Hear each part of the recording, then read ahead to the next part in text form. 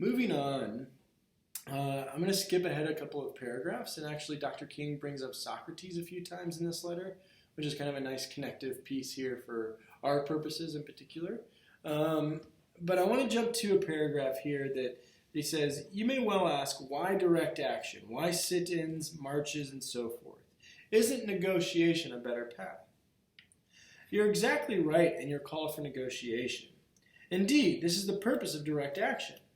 Nonviolent direct action seeks to create such a crisis and establish such a creative tension that a community that has consistently refused to negotiate is forced to confront the issue. Okay? It seeks so to dramatize the issue that it can no longer be ignored. Okay? Now, let me read this again, and let me read this again in thinking about this in terms of 2020. Okay? And again, I know that this is controversial to some. I know that this is uncomfortable to some. But again, thinking about what Dr. King wrote here 50 years ago about, and how it's still seemingly connecting, I think is worthy of examination. So let me just read this again. Okay?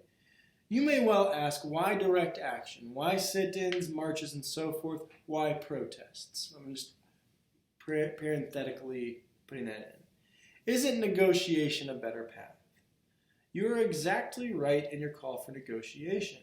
Indeed, this is the purpose of direct action. Nonviolent direct action, or protest, seeks to create such a crisis and establish such a creative tension that a community that has consistently refused to negotiate is forced to confront the issue. It seeks so to dramatize the issue that it can no longer be ignored. Right? And this is a really, again, kind of interesting perspective of the fact, and again, I know that these things that I'm kind of like talking about and these issues that I'm bringing up, but like what Dr. King is stating here is back in 2016. And again, this is going to probably rattle a handful of people, but it works and it points to what Dr. King's recognizing. But when Colin Kaepernick, right, was kneeling during the national anthem to draw attention to systematic police brutality that disproportionately affects black people over white people, right, it caused a crisis. It caused a dramatic focus on this act, which then would hopefully lead to a national and social and cultural conversation, which it in fact did, right?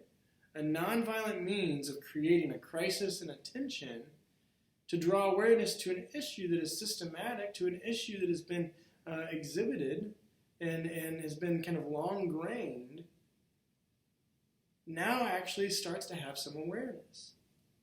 And now we see that, again, this kind of, over the last 4 years since Colin Kaepernick first started kneeling, right, to draw awareness to police brutality as it disproportionately affects African Americans, we see this, again, conversation reemerge now in 2020.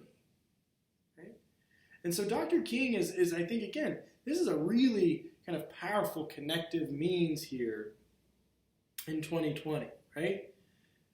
You may well ask why direct actions, why sit-ins, why marches, and so forth. Isn't negotiation a better path? You are exactly right in your call for negotiation. Indeed, it is the purpose of direct action. It is the purpose of protest here, right? That now by drawing awareness to this issue, by now drawing awareness to kind of systematic police brutality as it disproportionately affects black people over white people, right? The fact that drawing awareness to this issue starts a conversation when a lot of people have tuned out. Okay? And again, this is part of the point. And then he goes on to reference Socrates here, right? Just as Socrates felt that it was unnecessary to create a tension in the mind so that individuals could rise from the bondage of the myths and the half-truths to an unfettered realm of creative analysis and objective appraisal, we must see the need of having nonviolent gadflies to create the kind of tension in a society that will help men and women to rise from the dark depths of prejudice and racism to the majestic heights of understanding and brotherhood. Okay? So again, this focus on Socrates' gadfly that went around stinging people into action, well, now we're seeing, again, this kind of movement of people being stung into thinking, stung into re-examining, stung into thinking about social inequities, about thinking about racism, right? And so it's absolutely the case here that I think Martin Luther King, what he's writing in 1963, we're seeing a carryover here in 2020. Okay? Now I want to move on to probably the most kind of like intense and visceral paragraph of the letter here.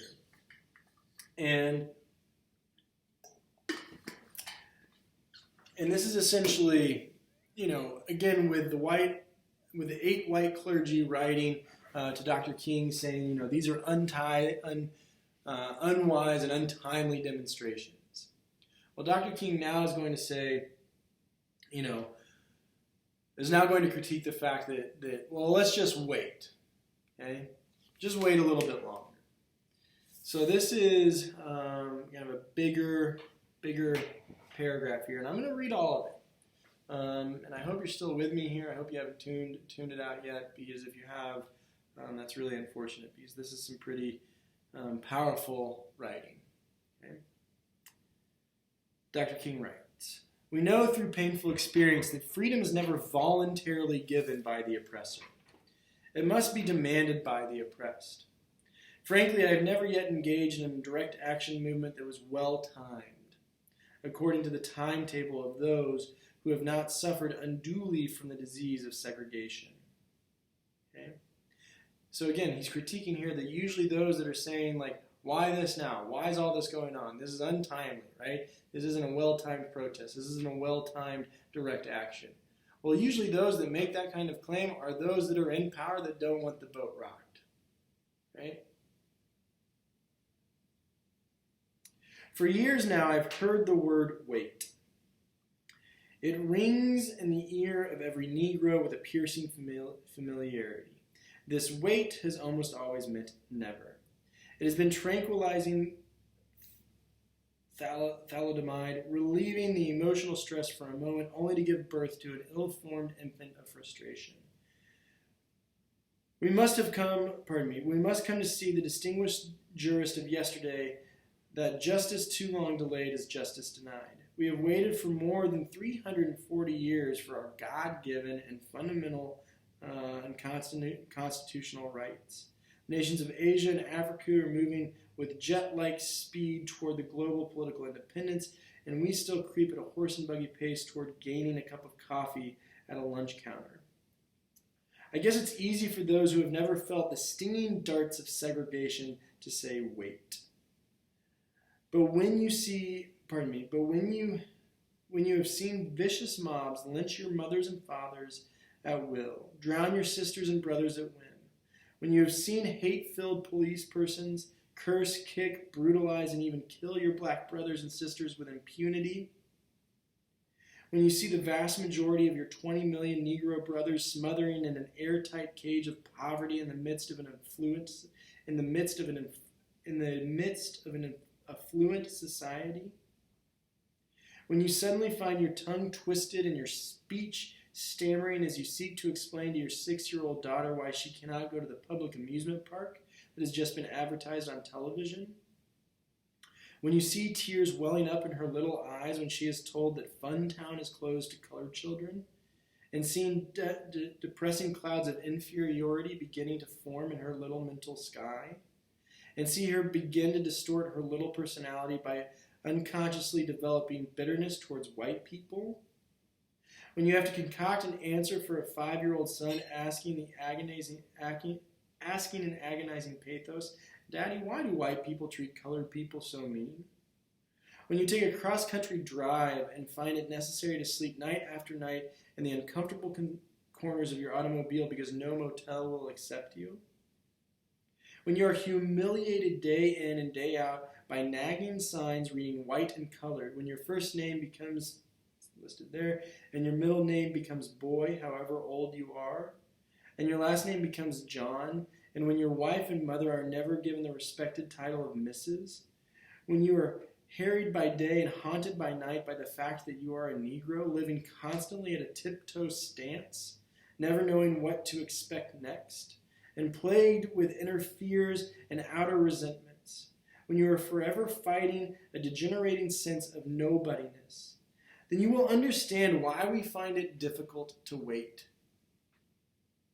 There comes a time when the cup of endurance runs over and men are no longer willing to be plunged into the abyss of injustice, where they experience the bleakness of a corroding despair.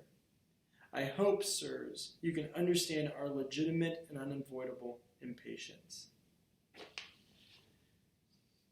Again, I think that paragraph is powerful, right? The way that he lays out certain aspects, both subconscious, psychological, as it relates to the systematic. And when I say systematic, I mean those policies that are put in place by the system that confine people to move freely and act freely as full autonomous beings, right? As we're familiar with what was happening in the South during segregation, right? But yet we can still see kind of overlapping concerns that Dr. King had in 1963 with those of the black community having in 2020, right? And so this idea of saying, well, let's just put it off, let's just deal with these issues later, or just wait, we can have these conversations another day. We read that paragraph and we recognize the fact that I think Dr. King is right to point out, where he kind of says to all of us that maybe have ever said wait, or like, oh, we don't want to pay attention, or oh, it's uncomfortable. He says, there comes a time when the cup of endurance runs over and men are no longer willing to be plunged into an abyss of injustice where they experience the bleakness of a corroding despair. I hope, sirs, you can understand our legitimate and unavoidable impatience. Okay? So I'm going to pause with that and move to the next video.